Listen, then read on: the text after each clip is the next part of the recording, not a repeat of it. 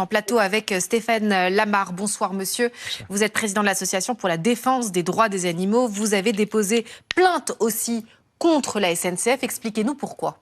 C'est pas la première fois qu'on dépose plainte contre la SNCF. On l'a fait déjà pour le premier chat Neko qui a été en 2023 dans les mêmes situations, tué par la SNCF puisque le sac s'est ouvert également. Et en fait, depuis 2023, la SNCF n'a pas tiré les conclusions.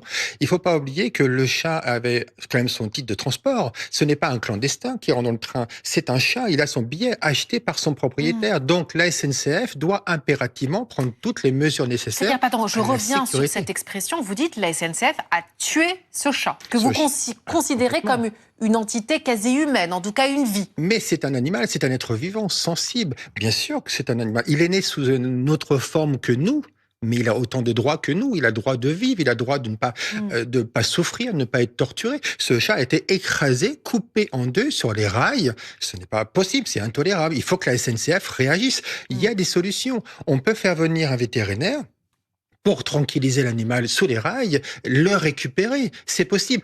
Il y a bien des retards avec des bagages et on va prendre des heures et ainsi de suite. Bien sûr, monsieur, mais on imagine bien aussi tous ces voyageurs, ces milliers de voyageurs qui sont bloqués, qui attendent, qui ont peut-être des rendez-vous, toute une économie qui est à l'arrêt pour un être vivant, mais néanmoins un chat. Et alors, ma main coupée, c'est que le 3/4 des gens auraient été favorables à ce que le train parte avec du retard. Victor Hérault est avec vous, il vous écoute, journaliste politique à Valeurs Actuelles. Ça aurait été un enfant sur les rails. Mais un chat n'est pas un enfant, monsieur. C'est un être vivant. Les deux sont un être vivant. Non, les deux sont un être vivant, je veux bien, mais à ce moment-là, bon, le mulot qui est sur les rails, je vous entends pas en parler non plus. Bon, et le train finit par l'écraser également. Donc on peut pas tout mettre sur le même plan. Je suis d'accord, c'est un drame. Il y a un chat qui est mort, c'est un drame.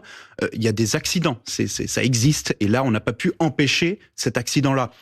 De là à accuser la SNCF d'un meurtre, là je trouve qu'on va franchement loin. Lorsqu'on parle des 600 voyageurs qui sont dans le train, vous dites les 3/4 auraient bien aimé retarder le train davantage pour sauver le chat. Pardonnez-moi, mais le cas restant, il y a peut-être quelqu'un qui va sur le lit de mort de son père et qui va rater sa correspondance et qui ne sera pas là à temps pour voir son père. Il y a peut-être quelqu'un de gravement malade qui va faire une consultation pour un cancer et qui ne sera pas à temps pour sa consultation. Ces gens-là, on ne connaît pas leur vie, on ne les a pas sondés avant et on ne peut pas simplement, et encore une fois c'est un drame, mais pour la vie d'un chat, considérer qu'il n'y a personne d'autre dans le train, sans parler de l'aspect économique de la chose, bien évidemment. Mais je veux dire, moi, je me retournerais même davantage pour le fabricant. Vous dites que c'était le même système de sac qui s'est ouvert, le chat s'est échappé. Moi, je me retournerais davantage vers le fabricant de ce sac. Et d'ailleurs, je pense que la seule chose que la SNCF puisse faire, et ça va être un interdit de plus, c'est de dire aux voyageurs, vous ne venez pas avec un animal dans un sac mou, vous venez dans une cage dure, d'où le chat ne pourra pas s'échapper. Olivier Benkemoun est encore avec nous, journaliste et propriétaire de Gina, le chat qui est mort. Qu'est-ce que ça vous fait d'entendre effectivement un voyageur, finalement un Français, dire « Attendez, l'économie du pays ne peut pas s'arrêter pour la mort d'un animal ». Oui, mais j'entends, depuis hier, j'entends tous ces arguments, effectivement, et moi-même, j'ai une maman qui est malade, et je comprends, et j'allais la voir précisément. La question, c'est pas une question de tout arrêter aujourd'hui, c'est la question que la procédure est incomplète. Le protocole pour sauver une bestiole est incomplet, en réalité. On vous donne 20 minutes, soit on pourrait vous donner 1 heure, on pourrait vous donner plus. C'est pas ça la question. La question, c'est le protocole. Vous êtes seul. Vous êtes seul face à l'horreur. Vous êtes seul face à l'horreur et vous jouez la vie d'un animal à qui vous fasse. C'est ça qui est insupportable. C'est ça qui est terrible. C'est ça qui est ignoble. Et de vous refiler à la fin le cadavre de votre chat en disant monsieur, pas de chance, je suis désolé. C'est ça qui est terrible. Est-ce que vous ne pensez pas, monsieur Benkemoun, que c'est un procès perdu d'avance, puisqu'on sait que la maîtresse du chat, Neko, avait porté plainte et elle a été relaxée. Est-ce que là encore, vous êtes prêt à vous battre pour justement faire changer la procédure ? Non, les choses ont changé. Les choses ont changé puisque a été établi un protocole. Avant, la SNCF se foutait absolument du chat. C'est-à-dire que c'est considéré comme un bagage. Et encore, un bagage abandonné, il y a des spécialistes qui viennent pour s'en occuper et vérifier qu'il n'y a pas un explosif à l'intérieur. Là, c'était considéré comme un bagage. Depuis, ça a changé et on vous donne un temps.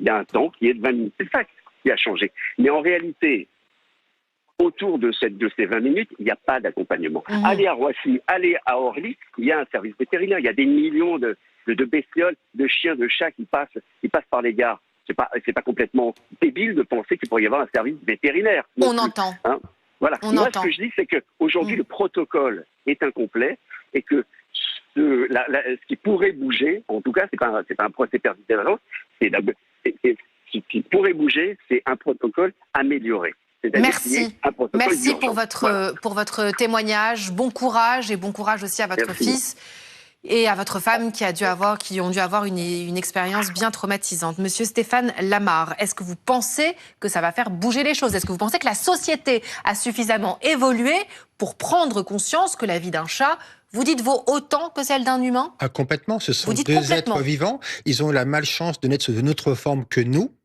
Mais ça ne retient pas autant de droits à l'animal. Pour revenir pour la SNCF, on est parti en cassation contre eux. Donc il y a eu une relaxe en appel. Ils ont été condamnés en première instance au tribunal de police de Paris. En appel condamné, en cassation, on va passer prochainement. On attend, mais là, le procès, il y a quand même la population qui sont sensibles aux animaux.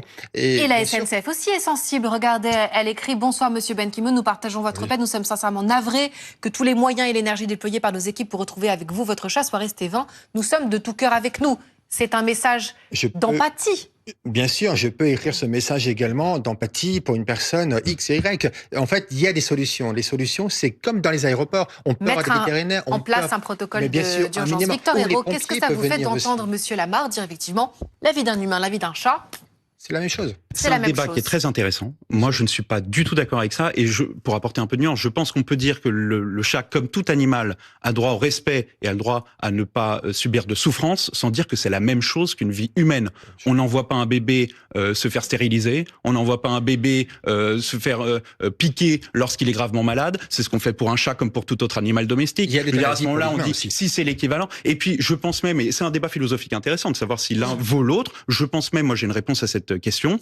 Je pense que le chat n'étant pas capable d'avoir ce débat, le chat vaut moins que la vie humaine. Ça ne veut pas dire qu'il ne vaut rien du tout. Ça ne veut pas dire qu'il mérite de mourir. Ce que je dis, c'est que ça n'est pas la même chose qu'une vie humaine. Et d'ailleurs, l'humain se préoccupe du chat bien plus que le chat se préoccupe de l'humain. Et c'est tant mieux comme ça. C'est ainsi, c'est la nature. Nous, en tant qu'association, on est la voix des animaux abandonnés et maltraités. Il y a des choses à faire pour améliorer.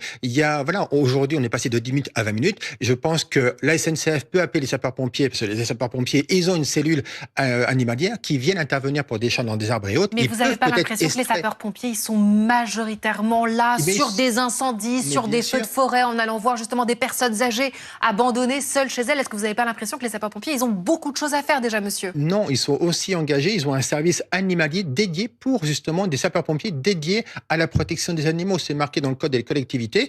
Ils doivent aussi intervenir. Sans doute, ils interviennent très rapidement. Donc, un quart d'heure après, ils peuvent être sur place avec un produit pour anesthésier l'animal, le récupérer ou à défaut le placer sous les rails pour pas qu'il se couper, pour que le train avance progressivement et qu'on récupère l'animal vivant derrière. On peut le faire. Il y a des moyens. C'est juste une question de volonté. Hélène Gâteau est avec nous en ligne. Bonsoir madame, vous êtes vétérinaire, auteur de Dormir seul à deux ou avec son chien aux éditions Albin Michel. Comment est-ce que vous réagissez à ce débat qu'on est en train d'avoir là? Est-ce qu'il faut finalement ralentir la vie de milliers de personnes pour l'invie d'un petit chat coincé sur des rails? En l'occurrence, quand on dit ralentir la vie de milliers de personnes, il s'agit juste effectivement de décaler peut-être des échéances que ces gens-là avaient, les voyageurs de ce train-là avaient. Donc on n'était pas en train de comparer une vie humaine avec une vie animale. Le débat, il n'est pas là. Le débat, il est dans le fait qu'aujourd'hui, regardez le bad buzz qu'il y a autour de la SNCF à cause d'un manque de protocole. Là, je rejoins Stéphane Lamar et je rejoins Olivier Ben Ki-moon.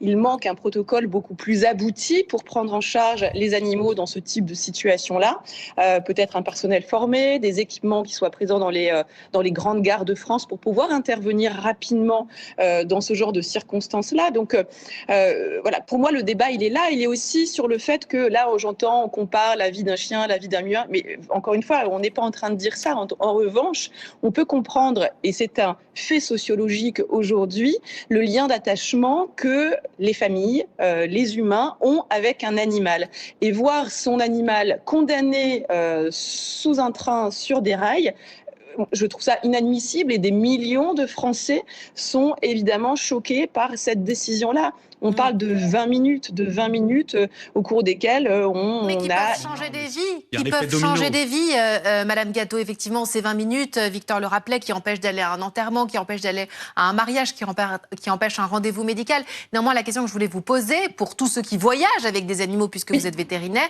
qu'est-ce qu'il faut faire pour rassurer son animal quand on voyage avec lui?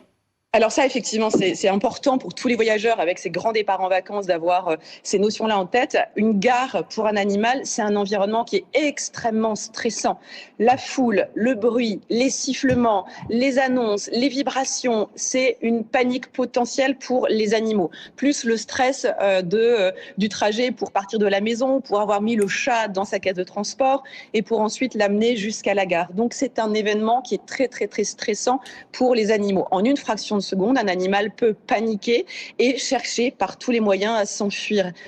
Dans ces cas-là, on a beau être son humain, un animal bien souvent ne va pas rester avec sa figure d'attachement, mais il va chercher à aller se cacher, à fuir et ensuite à rester caché le plus silencieux et le plus discret possible pour échapper à ce qu'il considère comme un éventuel danger. Et là, c'est un environnement très stressant. Donc ce qu'il faut faire, évidemment, c'est avoir une caisse de transport qui soit la plus solide possible, ne pas hésiter à renforcer les fermetures éclairs, à mettre des serflex autour d'une caisse plus solide pour que, en aucun cas, la porte ou la caisse ne puisse se désolidariser, parce que ça peut malheureusement arriver. Et pour les chiens, c'est la même chose. Le chien doit avoir soit un collier qui soit assez serré pour qu'il ne puisse pas s'en échapper, ou un harnais, c'est encore mieux, qui le tienne bien. Et pour les chats, je rajouterai même une dimension supplémentaire. Si votre chat est habitué à un harnais sur son corps, et bien dans ces cas-là, le mettre dans sa caisse de transport avec en plus le harnais sécurisé avec une laisse, comme ça on est sûr qu'on a toujours un moyen de récupérer l'animal. Mais soyez vigilants. Merci à Madame Gâteau pour ses conseils pour tous ceux qui partent pour ces grandes vacances d'été. Victor Hérault, on a vu certains pays, justement on pense à la Suisse, à l'Allemagne, mais on pense aussi à la France, avoir un parti animaliste pour développer les droits des animaux. Est-ce que c'est un mouvement politique finalement ? Politique, je ne sais pas. Civilisationnel, c'est certain. On est une des civilisations, je crois, qui accordait le moins d'importance aux animaux. On peut penser par exemple à la civilisation égyptienne antique, qui elle accordait énormément d'importance, notamment aux chats. Il y a un fait politique, si vous voulez, il y a une prise de conscience collective vis-à-vis du sort des animaux. On peut penser d'ailleurs aux évolutions du droit. L'animal qui était considéré comme un bien meuble à l'époque et qui aujourd'hui est considéré comme un être vivant à part entière. Maintenant, mettre l'animal, encore une fois, je vais revenir sur cette idée d'animal sur le même plan que l'humain. Je pense que mettre l'animal sur le même plan que l'humain, c'est nier le fait que l'animal est instinctif et l'humain est raisonné, et donc que la responsabilité de l'animal revient à l'être humain. Et là, il y a une question aussi de négligence. Et je reviens trop dans la raison, Victor Hérault, parce que vous parlez effectivement comme un philosophe, etc. Vous faites le distinguo, etc. Mais si c'était votre chat, et si c'était votre chien qui était sur les rails, qui s'était fait décapiter comme ça. J'ai un chat, j'ai perdu un chien également. Bon, pas dans ces circonstances-là. Encore une fois, c'est un drame, c'est dramatique. Mais ce que je veux dire, c'est que d'une part, et je ne veux pas accuser Olivier Mkemoun, ni sa famille, ni personne, mais il y a d'une part la responsabilité du détenteur du chat et d'une potentielle négligence vis-à-vis du sac. De l'autre, la responsabilité de celui qui conçoit le sac. Est-ce que le sac parvient à garder un chat dans une gare où il peut être agité? Ça, c'est une autre question. Donc c'est la faute de la victime. Non, ce n'est pas la victime, c'est le chat en l'occurrence. Oui, la seule personne dont ça n'est pas la faute, c'est le chat, puisque le chat n'a pas, étant instinctif, il n'a pas conscience de ce que c'est qu'un train. Maintenant, je ne dis pas qu'il faut seulement raisonner, de façon abstraite et ne pas avoir d'émotion face à un drame tel quel. Je dis, un drame peut en cacher un autre. Sur les 600 personnes, sur le demi-million de voyageurs qui arrivent chaque jour à la gare de Lyon, est-ce que ces gens-là ont une vie également, ou est-ce que tout doit se mettre en pause pour un chat qui s'est enfui sur les rails? J'ai eu une problématique à la gare d'Asnières, à la gare SNCF, où un cygne était sur les voies, et c'est une espèce protégée. La SNCF ne voulait pas arrêter les trains, ils voulaient couper le cygne en deux, lui rouler dessus. Il a fallu que je jette des cartons, des couvertures pour tout faire stopper, et on a sauvé cet animal. C'est une espèce protégée, donc même pour une espèce protégée, la SNCF, il y a quelques années en arrière, n'avait rien entrepris. Et on suivra évidemment ce procès, puisque la SNCF est mise au banc des accusés. Merci à tous les deux.